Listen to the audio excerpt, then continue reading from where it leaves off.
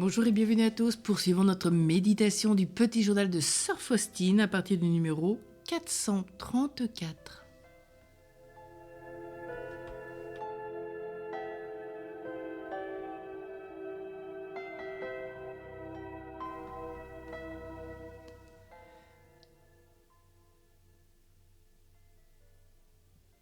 « 9 juin 1935. La Pentecôte. Le soir passant par le jardin, j'ai entendu ces paroles. Avec tes compagnes, tu vas tâcher par la prière d'obtenir la miséricorde pour toi-même et pour le monde. J'ai compris que je ne resterai pas dans la congrégation où je suis maintenant. Je vois clairement qu'il y a pour moi un autre projet divin. Cependant, je m'excuse sans cesse devant Dieu, lui disant que je suis incapable d'accomplir cette œuvre. Jésus, vous savez bien ce que je suis. Puis j'ai commencé à énumérer mes faiblesses devant le Seigneur. Je me cachais derrière elle pour qu'il reconnaisse que mon refus était fondé et que je suis incapable d'accomplir ses desseins. Alors j'entendis ces paroles. N'aie pas peur, moi-même, je compléterai tout ce qui te manque. Ces mots me pénétrèrent entièrement et je compris mieux encore ma misère. Je compris que la parole du Seigneur est vivante et qu'elle pénètre jusqu'à l'âme. J'ai compris que Dieu exigeait de moi un genre de vie plus parfait. Cependant, je continuais à m'excuser à cause de mon incapacité. 29 juin 1935, lorsque je fis part à mon directeur spirituel des divers points que le Seigneur exigeait de moi, je pensais qu'il me répondrait que j'étais incapable d'accomplir ces choses, que Jésus n'emploie pas des âmes aussi misérables, que je ne convenais pour aucune des œuvres qu'il veut réaliser. Pourtant, j'ai entendu que Dieu choisit justement le plus souvent ces âmes-là pour réaliser ses desseins. Ce prêtre, guidé par l'Esprit de Dieu, a pénétré les secrets de mon âme, les secrets les plus cachés qui existaient entre Dieu et moi, dont je ne lui avais encore jamais parlé. Je n'en avais pas parlé car je ne les connaissais pas par moi-même et que le Seigneur ne m'avait pas donné formellement l'ordre d'en parler. Voilà ce secret. Dieu exige qu'il y ait une congrégation qui annoncera sa miséricorde au monde et qui par ses prières l'obtiendra pour le monde. Quand le prêtre me demanda si je n'avais pas de telles inspirations, j'ai répondu que je n'avais pas d'ordre précis. Cependant, en un instant, une lumière pénétra mon âme et je compris que le Seigneur parlait par sa bouche. Je me défendis en vain disant que je n'avais pas d'ordre formel. Vers la fin de la conversation, j'aperçus Jésus sur le seuil, ainsi qu'il est peint sur l'image. « Je désire qu'une telle congrégation existe, me dit-il. » Cela n'a duré qu'un instant. Pourtant, je n'en ai pas parlé tout de suite, mais j'étais pressé de rentrer à la maison et je répétais constamment au Seigneur « Je ne suis pas capable d'accomplir vos desseins, ô mon Dieu !» Cependant, chose curieuse, Jésus ne faisait pas attention à mes appels, mais il me fit comprendre combien cette œuvre lui était agréable. Il ne tenait pas compte de ma faiblesse et m'a fait voir combien j'aurais de difficultés à surmonter. Et moi, sa pauvre créature, je ne savais rien dire d'autre que « Je suis incapable, ô mon Dieu !» 30 juin 1935. Le lendemain, pendant la Sainte Messe, tout au commencement, j'ai aperçu Jésus indescriptiblement beau. Il me dit qu'il exigeait qu'une telle congrégation soit fondée au plus tôt. Tu vas y vivre avec tes compagnes. Mon esprit sera la règle de votre vie, qui doit me prendre pour modèle depuis la crèche jusqu'à l'agonie sur la croix. Pénètre mes mystères et tu découvriras l'abîme de ma miséricorde envers les créatures et mon insondable bonté, et tu les feras connaître au monde. Par tes prières, tu vas être l'intermédiaire entre la terre et le ciel. Alors vint le moment de communier et Jésus disparut. J'ai vu une grande clarté, et soudain j'ai entendu ces paroles. Nous te donnons notre bénédiction. À cet instant, un rayon lumineux sortit de cette clarté et transperça mon cœur. Un feu singulier s'alluma dans mon âme. Je pensais que j'allais mourir de joie et de bonheur. Je sentais que mon âme se détachait de mon corps. Je sentais que j'étais complètement plongée en Dieu et que le Tout-Puissant m'emportait comme un grain de poussière dans des espaces inconnus. Frémissante de bonheur dans les bras du Créateur, je sentais qu'il me soutenait lui-même pour que je puisse supporter l'immensité de ce bonheur et contempler sa majesté. Je sais maintenant que s'il ne m'avait pas fortifié d'avance par sa grâce, mon âme n'aurait pu supporter ce bonheur et que la mort aurait suivi un instant après. La Sainte Messe finie, je ne sais quand, car il n'était pas en mon pouvoir de faire attention à ce qui se passait dans la chapelle. Cependant, quand je repris mes sens, je sentis que j'avais la force et le courage d'accomplir la volonté divine.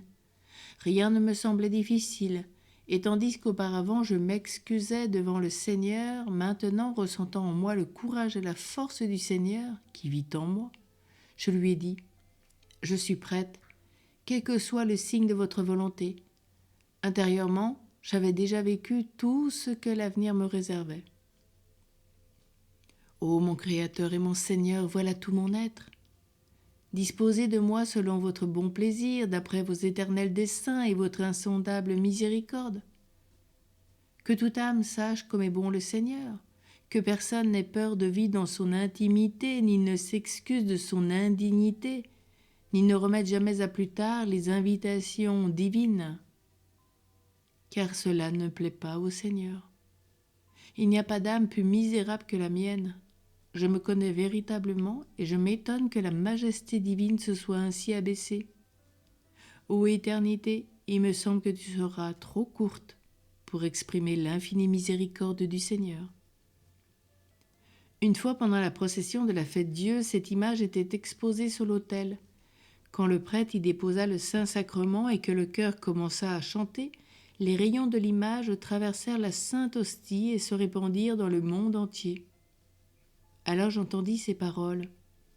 Ces rayons te traverseront comme ils ont traversé cette hostie et ils passeront dans le monde entier.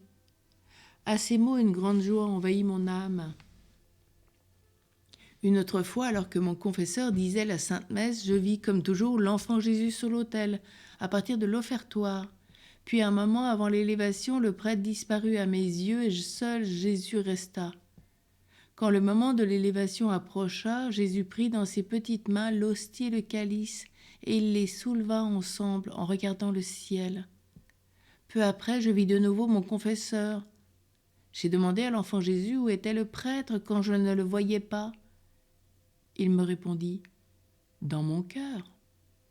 Une autre fois, j'ai entendu ces mots « Je désire que tu vives de ma volonté dans les plus secrètes profondeurs de ton âme ». Je réfléchissais à ces mots qui m'allaient droit au cœur. C'était un jour de confession de la communauté. Or, pendant ma confession, alors que je me fus accusé de mes péchés, le prêtre me répéta mot pour mot ce que Jésus m'avait dit avant lui. Puis il me dit ces paroles profondes. Il y a 3 degrés dans l'accomplissement de la volonté divine. Le premier, quand l'âme accomplit tout ce qui est contenu extérieurement dans les ordres et les statuts. Le second, quand l'âme suit les inspirations intérieures et y est fidèle. Troisièmement, quand l'âme, abandonnée à la volonté de Dieu, lui laisse la liberté de disposer d'elle et que Dieu fait d'elle ce qui lui plaît. Elle est un instrument docile dans sa main. Le prêtre me dit que j'en étais au 2e degré de l'accomplissement de la volonté divine, que je n'avais pas encore atteint le 3e, mais que je devais cependant m'efforcer d'y arriver. Ces paroles pénétrèrent jusqu'au fond de mon âme. Je vois clairement que Dieu donne à ce prêtre la connaissance de ce qui se passe au fond de mon âme. Cela ne m'étonne pas. Je remercie Dieu qu'il ait de tels élus. Jeudi, l'adoration nocturne. Quand je suis venue pour adorer, un recueillement intérieur me saisit immédiatement. J'ai aperçu Jésus attaché à une colonne, dépouillé de ses vêtements, et tout de suite la flagellation commença. J'ai vu 4 hommes qui tour à tour frappaient le Seigneur avec des fouets. Le cœur me manquait en regardant ce supplice. Le Seigneur me dit, « Je souffre une plus grande douleur que celle que tu vois. » Et Jésus me fit connaître par quel péché. Il se soumit à la flagellation. Ce sont les péchés d'impureté. Oh, que les souffrances morales de Jésus furent cruelles quand il se soumit à la flagellation. Il me dit alors, « Regarde et vois le genre humain dans son état actuel. » Et au même moment, je vis des choses horribles. Les bourreaux abandonnèrent Jésus et d'autres personnes procédèrent à la flagellation. Elles saisirent les fouets et frappèrent le Seigneur sans miséricorde.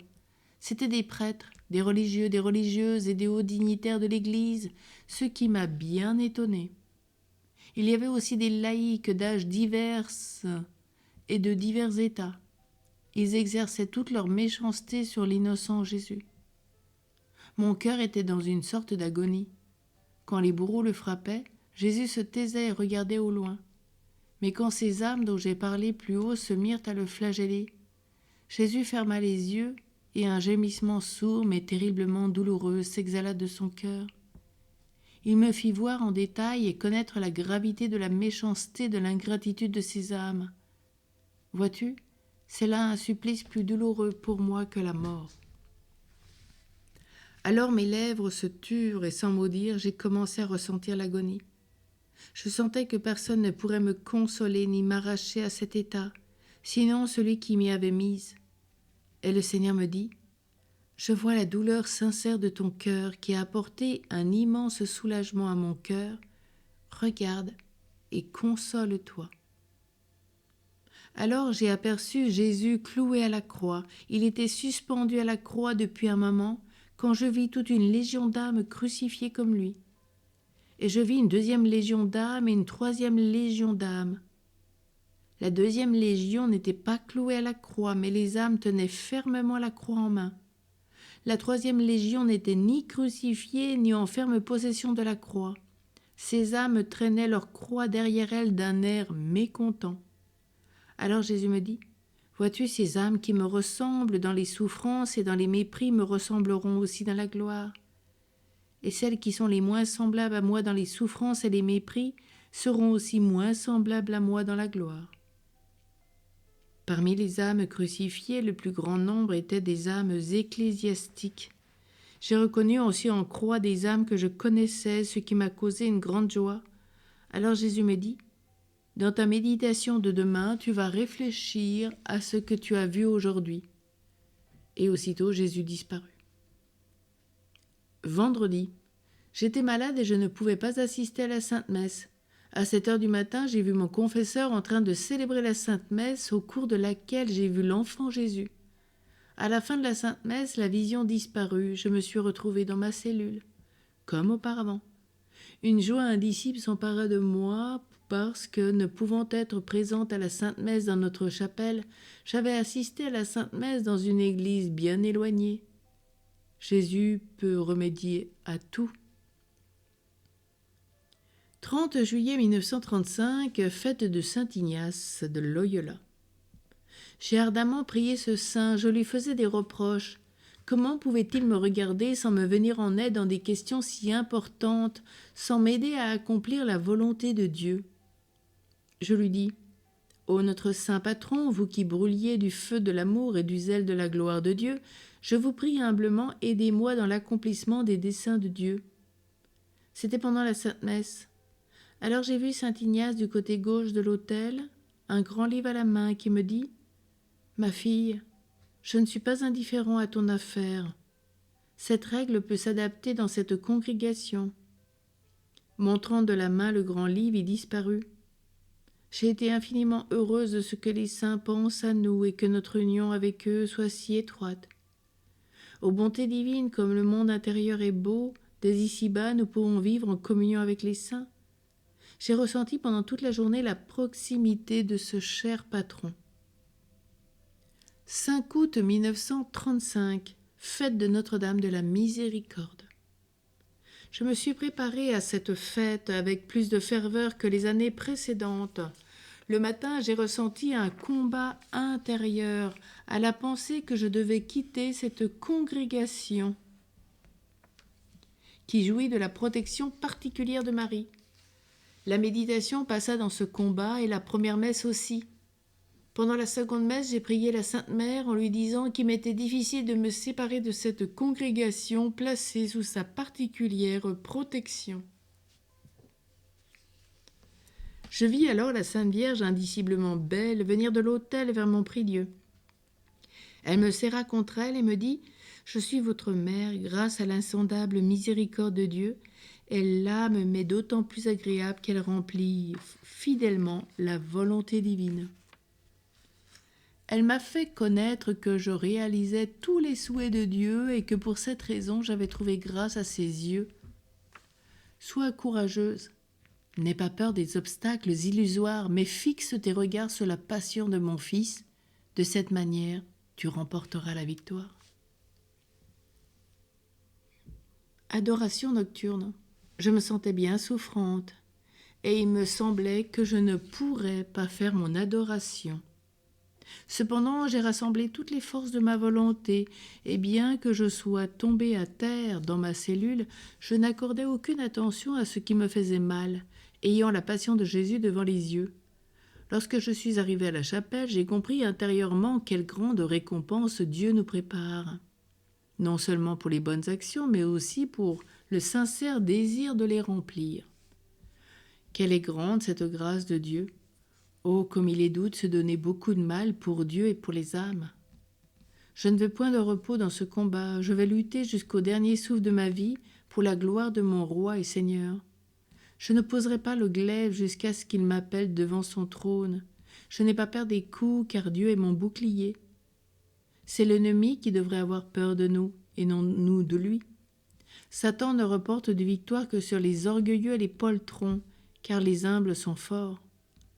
Rien ne confondra ni n'effraiera une âme humble. Elle a dirigé son vol droit sur le brasier du soleil et rien ne pourra l'arrêter. L'amour ne se laisse pas emprisonner. Il est libre comme un roi. L'amour atteint Dieu. Un jour après la Sainte Communion, j'ai entendu ces mots « Tu es notre demeure ». À ce moment, j'ai ressenti dans mon âme la présence de la Sainte Trinité, Père, Fils et Saint-Esprit. Je sentais que j'étais le temple de Dieu. Je sens que je suis l'enfant du Père. Je ne puis expliquer tout cela, mais mon esprit le comprend bien. Ô bonté infinie, comme vous vous abaissez vers votre misérable créature. Si les âmes voulaient se recueillir, Dieu leur parlerait tout de suite, car c'est la dispersion qui assourdit la parole du Seigneur. Une fois le Seigneur me dit « Pourquoi as-tu peur et pourquoi frémis-tu quand tu es uni à moi ?» Cela ne me plaît pas que l'âme se laisse aller à de vaines peurs. Qui oserait te toucher? Tu es avec moi. L'âme est ma bien-aimée. Quand elle croit à ma bonté et qu'elle se fie complètement à moi, je la comble de ma confiance et je lui donne tout ce qu'elle demande. Une autre fois, ma fille, prends les grâces que dédaignent les autres, prends-en autant que tu peux en porter.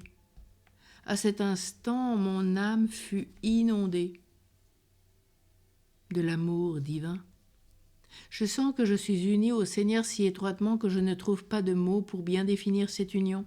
Et soudain, je sens que tout ce que Dieu possède, tous les biens et tous les trésors sont à moi. Je ne m'en préoccupe cependant pas beaucoup, car il me suffit, lui seul l'unique. En lui je vois tout et sans rien, et rien sans lui. Je ne cherche pas de bonheur en dehors de mon être intérieur où demeure Dieu. Je me réjouis de Dieu de l'intérieur de moi-même. Je vis sans cesse avec lui. C'est là ma plus grande intimité avec lui. J'y demeure sûre de lui à l'abri des regards humains. La Sainte Vierge m'encourage à me comporter de la sorte avec Dieu. Quand survient une souffrance, elle ne me cause aucune amertume. Les grandes consolations ne m'enorgueillissent pas. Et en moi règne la paix et l'égalité d'âme qui découlent de la connaissance de la vérité. Vivre entouré de cœurs mal disposés ne peut me nuire, puisque mon âme connaît la plénitude du bonheur. La bienveillance des autres ne m'aidera pas si Dieu n'est pas dans mon propre cœur. Villeneuve, le 12 août 1935, retraite de 3 jours. Jésus, Marie, Joseph. La veille de la retraite au soir, en écoutant les points de la méditation, j'ai entendu ces mots. Pendant cette retraite, je te parlerai par la bouche de ce prêtre pour t'assurer de l'authenticité des paroles que j'adresse au fond de l'âme. Bien que ce soit une retraite pour toutes les sœurs, je te prends spécialement en considération pour te fortifier et te rendre intrépide dans toutes les contrariétés qui t'attendent. Aussi, écoute soigneusement les paroles du prêtre et médite-les dans les profondeurs de ton âme. Quel ne fut pas mon étonnement en constatant que tout ce que le Père disait de l'union avec Dieu et des obstacles à cette étroite union, je l'avais littéralement vécu dans mon âme. Jésus qui se communique à moi au fond de l'âme m'en avait déjà parlé. La perfection consiste en cette étroite union à Dieu. Pendant la méditation de 9 heures, le Père parlait de la miséricorde divine et de la bonté de Dieu envers nous. Il disait que lorsque nous repassons à l'histoire de l'humanité, à chaque pas, nous voyons cette grande bonté de Dieu. Tous les attributs de Dieu, comme sa toute-puissance, s'efforcent de nous dévoiler ce suprême attribut de Dieu, sa bonté. Mais beaucoup d'âmes qui tendent à la perfection ne connaissent pas cette grande bonté de Dieu. Tout ce que le Père disait pendant cette méditation sur la bonté de Dieu était exactement ce que Jésus m'a confié à propos de la fête de la divine miséricorde. Tout est clair maintenant au sujet de ce que le Seigneur m'a promis. Je n'éprouve plus aucun doute. La parole de Dieu est claire et nette. Pendant toute cette méditation, je voyais Jésus sur l'autel en tunique blanche. Il tenait en main le cahier dans lequel j'écris ceci. Pendant toute la méditation, Jésus feuilletait les pages du cahier et se taisait. Cependant, mon cœur ne pouvait plus supporter le feu qui brûlait mon âme. Malgré l'effort de ma volonté pour me maîtriser et ne pas faire voir à mon entourage ce qui se passait en mon âme, vers la fin de la méditation, je sentis que je ne dépendais plus de moi-même. Alors Jésus me dit, « Tu n'as pas tout écrit dans ce cahier sur ma bonté envers les hommes. Je désire que tu n'omettes rien et que ton cœur soit affermi dans une paix complète. » Ô Jésus, mon cœur cesse de battre quand je considère tout ce que vous avez fait pour moi. Je vous admire, Seigneur, de vous abaisser à ce point vers mon âme misérable. Quel moyen inconcevable vous employez pour me persuader. C'est la première fois de ma vie que je fais une telle retraite. Je comprends d'une manière particulière et claire chaque mot du Père, ayant déjà vécu tout cela en mon âme. Je vois maintenant que Jésus ne laissera pas dans l'incertitude une âme qui l'aime sincèrement. Jésus désire que l'âme soit en étroit rapport avec lui et remplie de paix malgré les souffrances et les contrariétés. Je comprends bien maintenant que ce qui unit le plus étroitement l'âme de Dieu, c'est le renoncement à soi, c'est-à-dire l'union de notre âme à la volonté de Dieu. Cela rend l'âme vraiment libre, l'aide à avoir un profond recueillement de l'esprit, lui rend légère toutes les peines de la vie, de la mort. Et la mort est douce. Jésus m'a dit que si j'avais quelques incertitudes en ce qui concerne cette fête ou la fondation de cette congrégation, ou sur tout autre point dont il m'a parlé au fond de l'âme, il me répondrait immédiatement par la bouche de ce prêtre. Pendant une méditation sur l'humilité, une vieille inquiétude me revint à l'esprit. Une âme aussi misérable que la mienne ne peut accomplir la tâche que le Seigneur exige. À cet instant, alors que j'examinais ce doute, le prêtre qui prêchait la retraite interrompit le fil de son discours et parla de ce dont je doutais. C'est-à-dire que Dieu choisit la plupart du temps les âmes les plus faibles, les plus simples comme instruments pour réaliser ses plus grandes œuvres. Et c'est une vérité incontestable, et c'est ainsi qu'il a choisi les apôtres. Et voyons dans l'histoire de l'Église quelles grandes œuvres ont été accomplies par des âmes qui en étaient le moins capables. Car justement, de cette manière, les œuvres de Dieu nous montrent qu'elles sont vraiment de Dieu. Quand mon incertitude a tout fait disparu, le prêtre revint au thème de l'humilité. Jésus, comme pendant chaque méditation, se tenait debout sur l'autel. Il ne me disait rien, mais son regard bienveillant pénétrait ma pauvre âme qui n'avait plus aucune excuse. Ô Jésus, ma vie, je me sens bien que vous me changez en vous-même dans le secret de l'âme où les sens n'atteignent guère.